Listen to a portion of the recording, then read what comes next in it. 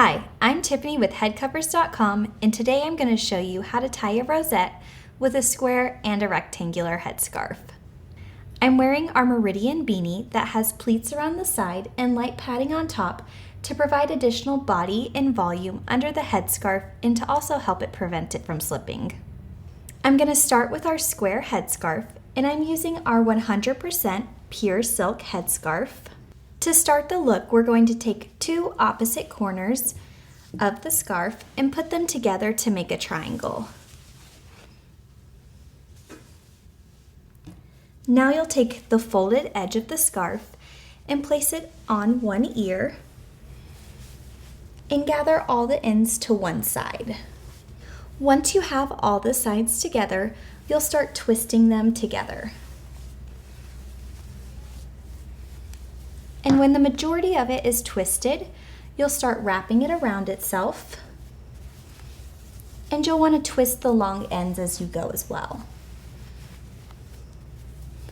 And when a little bit is left at the end, you'll just tuck it up underneath, or you could pull it through.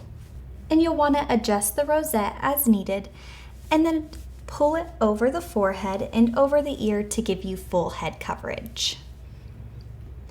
And this is how to tie it with a square headscarf. If you have any trouble getting the rosette to stay in place, you can always use a hair tie or a safety pin. Now I'm going to show you using the rectangular headscarf. I'm using our Oblong Batik headscarf, and to start, we'll take the edge of the scarf and fold it in to hide the seam. Now we'll take the folded edge and we're going to line it up with an ear again. And you'll gather the ends over to the side. Now we'll start twisting those two long ends together. Once you have the majority of it twisted, you'll start wrapping it around itself. And you can twist the long ends as you go. And then once you have a little bit left, you'll just tuck it up inside the rosette.